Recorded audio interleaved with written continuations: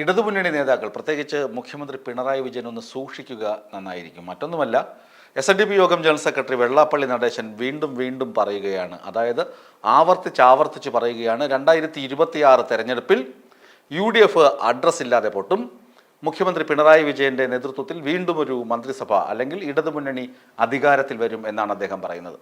അദ്ദേഹം ഇത് വീണ്ടും പറയാനുള്ള പശ്ചാത്തലം എന്ന് പറയുന്നത് ശശി തരൂർ പറഞ്ഞുവല്ലോ, എന്താണ് കേരളത്തിൻ്റെ വ്യാവസായിക പശ്ചാത്തലം വളരെ നല്ലതാണ് എന്ന് അദ്ദേഹം ലേഖനം എഴുതി. കേന്ദ്ര സർക്കാരിൻ്റെ കണക്കുകളുടെ പശ്ചാത്തലത്തിലാണ് അദ്ദേഹം ആ ലേഖനം എഴുതിയത്. ആ ലേഖനം പുറത്തു വന്ന നിമിഷങ്ങൾക്കകം തന്നെ കൊടുവാളുമായി ശശി തരൂരിനെ ആക്രമിക്കാൻ കോൺഗ്രസ്സുകാർ അതാ തലങ്ങും വിലങ്ങും ഓടുകയാണ് എന്നാണ് വെള്ളാപ്പള്ളി നടേശൻ്റെ ഒരു വിമർശനം.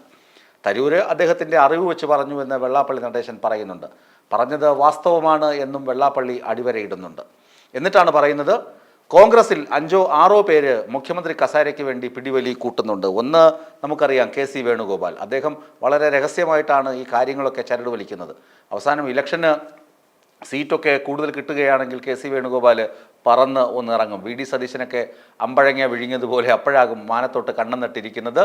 അയ്യോ ഇതാ ഹമ്പട കേമ, നീ ഞങ്ങളെ ചതിച്ചല്ലോ KC വേണുഗോപാൽ അപ്പോഴ് താഴെ ഇറങ്ങും എന്ന് വെള്ളാപ്പള്ളി മനസ്സിൽ കാണുന്നുണ്ട്. അതുപോലെ തന്നെ VD സതീശൻ, രമേശ് ചെന്നിത്തല, KCക്ക് പുറമെ അടുത്ത K മുരളീധരൻ, ഇനിയുമുണ്ട് ആളുകൾ, K സുധാകരൻ അല്ലെങ്കിൽ അടൂർ പ്രകാശ് അല്ലെങ്കിൽ ബെന്നി ബെഹന്നൻ, അങ്ങനെ തുടങ്ങി 5-6 പേരൊക്കെ മുഖ്യമന്ത്രി കസേരയ്ക്ക് കണ്ണെന്നിട്ട് ഇരിപ്പുണ്ട്. അതുകൊണ്ട് ഈ പിടിവലിയൊക്കെ ജനം വെറുത്തു.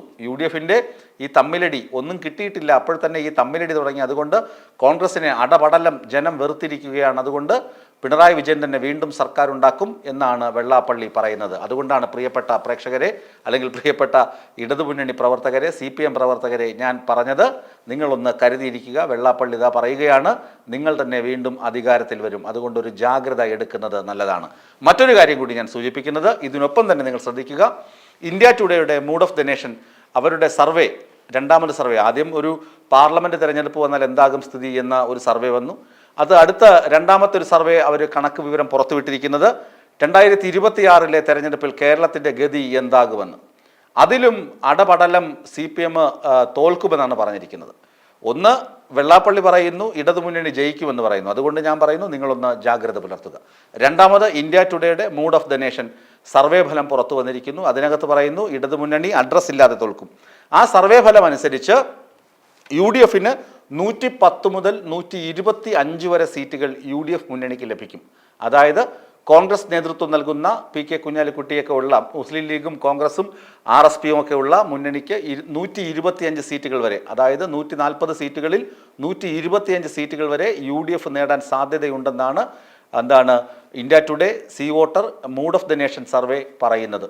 മറ്റൊന്ന് എന്താണ്, NDAക്ക്, അതായത് BJP നേതൃത്വം നൽകുന്ന NDA മുന്നണിക്ക്, BDJS ഒക്കെ ഉൾപ്പെടുന്ന, അതായത് വെള്ളാപ്പള്ളിയുടെ മകൻ്റെ പാർട്ടിയൊക്കെ ഉൾപ്പെടുന്ന മുന്നണിക്ക് 5 മുതൽ 10 വരെ സീറ്റുകൾ ലഭിക്കുമെന്നാണ് ആ സർവേയുടെ റിപ്പോർട്ട്. മറ്റൊന്നെന്താണ്, LDFന് 10 സീറ്റുകൾ അല്ലെങ്കിൽ 10 മുതൽ 25 സീറ്റുകൾ കഷ്ടിച്ച് ലഭിച്ചേക്കാൻ ഇടയുണ്ടെന്നും ആ സർവേയുടെ അടിസ്ഥാനത്തിൽ പറയുന്നു. എന്തുകൊണ്ടാണ് ഇടതുമുന്നണിക്ക് സീറ്റുകൾ കുറയുന്നത്? ഒന്ന്, ഭരണവിരുദ്ധ വികാരം. രണ്ടെന്താണ്, മതന്യൂനപക്ഷങ്ങളെ പ്രീണിപ്പിക്കാനുള്ള തത്രപ്പാട്. മതഭൂരിപക്ഷത്തെ പ്രീണിപ്പിക്കാൻ ഒരു വശത്തെ തത്രപ്പാട് നടക്കുന്നുണ്ട്, അതേ അവസരം തന്നെ മത ന്യൂനപക്ഷങ്ങളെ പ്രീണിപ്പിക്കാനുള്ള സർക്കാരിൻ്റെ നെട്ടോട്ടവും ജനങ്ങളെ വെറുപ്പിച്ചിട്ടുണ്ട്. അതുകൊണ്ട് ഇടതുമുന്നണി തോൽക്കുമെന്നാണ് ഇന്ത്യ ടുഡേയുടെ സർവേ ഫലം വരുന്നത്. ഈ 2 കാര്യങ്ങൾ കൊണ്ട് ഇടതുമുന്നണി ഒന്ന് ജാഗ്രത പാലിക്കണം എന്ന ഒരു മുന്നറിയിപ്പാണ് ഞാൻ നൽകുന്നത്. സൂക്ഷിച്ചാൽ ദുഃഖിക്കേണ്ട കാര്യം വരില്ലല്ലോ.